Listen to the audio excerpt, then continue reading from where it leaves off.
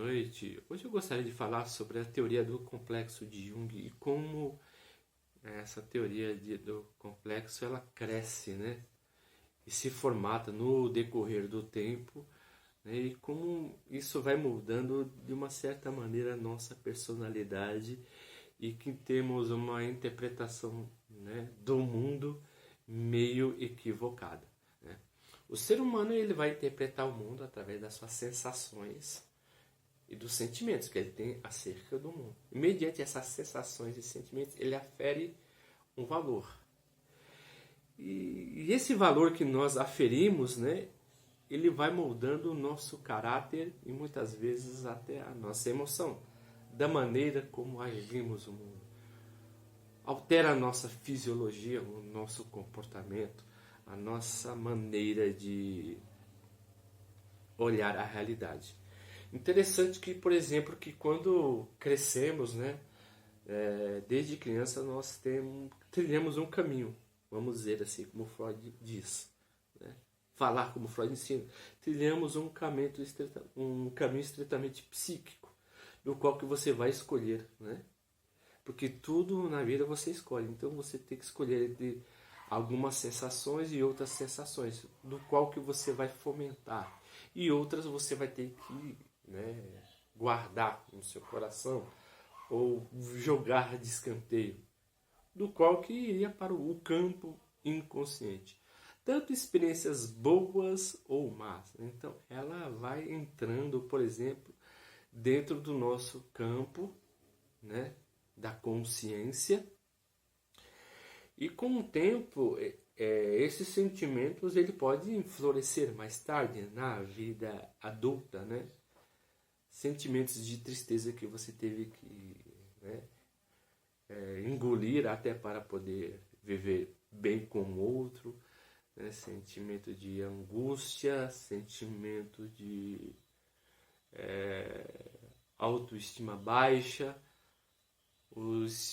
também, por exemplo, uma relação de não aceitação, né, do problema, né, que você não pode superar, visto que você é criança.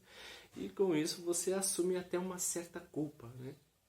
E muitas vezes certas culpas que não sabemos lidar, atribuímos isso, né, à nossa escolha. Mas muitas vezes não é muito assim que acontece. Por quê? Porque quando nós crescemos durante uma certa maneira e está se formando a nossa personalidade, da mesma maneira que a nossa personalidade vai se desenvolvendo o nosso campo consciente e o nosso campo inconsciente. Então, a catexia, né, ela é um sentimento base em que aflora todos os outros sentimentos que permeiam o seu campo psíquico, onde a sua vontade, onde o seu ego fica totalmente escravo dessas sensações, né? Ou seja, você não consegue manter um raciocínio lógico quando a sua mente ela é permeada de sensações que brilham, né? Energizam todo o seu consciente. É aquela tristeza que você não consegue controlar, que você fica num estado melancólico. É um nome que você escuta de uma determinada pessoa e isso te desestrutura. Seria também uma espécie de uma música, do qual que você escuta uma música e lhe dá uma determinada tristeza.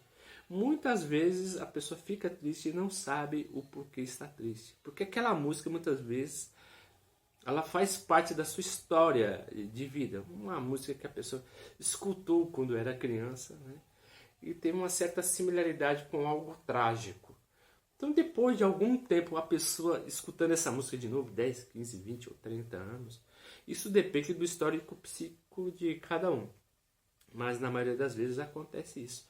Porque quando a pessoa escuta aquela música, muitas vezes não pode nem lembrar mais do fato ocorrido, mas ela lembra das sensações que ela teve outrora, e essa sensação ela vai iluminar todo o campo psíquico, então vai limitar totalmente a sua escolha, né, de você não querer passar por aquele sentimento. Então, o ego ele é uma maneira de espelho dentro de um círculo, vamos dizer assim, que é totalmente onde está a nossa consciência. O que difere praticamente da teoria da psique de Freud. Então, para Jung, vamos verificar assim, por exemplo, que a mente ela é uma espécie de espelho. Por exemplo, usando esse livro aqui, vai. Por exemplo, e aqui em volta tem um círculo.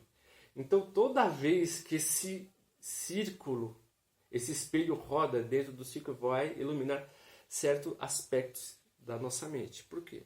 Porque Jung, ele fala bem assim que a nossa mente, ela não é... A nossa mente, quando o universo psíquico, ele é uma coxa de retalho, né? Ele não é linear. As nossas experiências mentais são totalmente costuradas. A nossa experiência mental ela não é linear, como se você pegasse uma linha ou uma régua de 1 a 100 ou a 200 se você pudesse milimetrar. Não. Né? Ela é uma coxa de retalho, né? Falando uma realidade, uma maneira muito mais metafórica, até mesmo que Jung se utilizava, né? Por exemplo, que é uma espécie de coxa de retalho e formato de um círculo. Então, toda vez que você vira esse espelho, toda vez que essa imagem do consciente se reflete no seu ego, lhe mostra, libera uma certa energia psíquica, que poderia ser uma energia psíquica de alegria e de tristeza. Então, seria que o ego somente reflete aquele que está no campo da consciência, né? O ego ele não tem uma energia em si. Ele tem uma energia em si de poder escolher, mas refletir aquilo que parte do campo da consciência ele não tem. Não tem como você falar assim, não vou pensar sobre determinado assunto. Porque quando você quando você se nega a pensar naquilo que se passa na sua consciência, você está dando mais energia.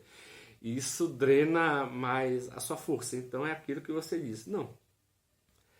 Eu não quero comer, por exemplo, estando com fome. Eu não quero beber estando com sede.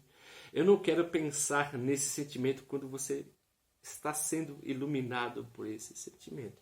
Então, a catexia, ela é uma espécie de... Como é que eu posso dizer? A catexia ela é uma espécie de esponja, né? Tem o seu sentimento primário, que está dentro dessa esponja.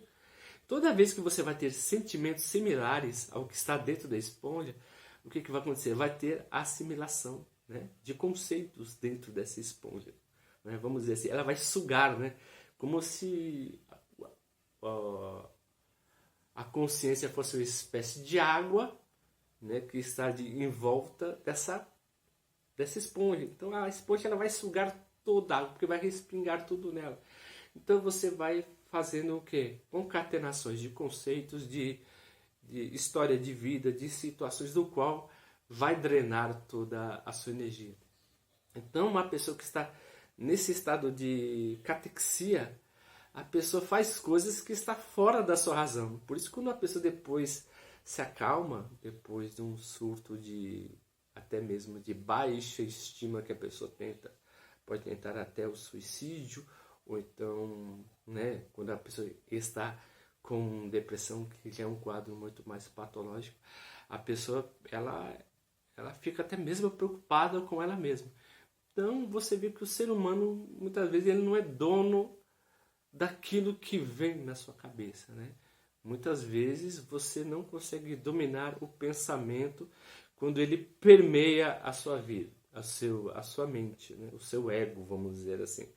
E Jung ele fala que a pessoa tem que ter muita energia psíquica, né? Muita força psíquica para poder se fixar em um ponto totalmente isolado, onde que as emoções que estão dentro desse campo, né, da consciência não permeia a sua razão para que você perca a sua razão e faça as coisas que estão estritamente fora do campo da razão.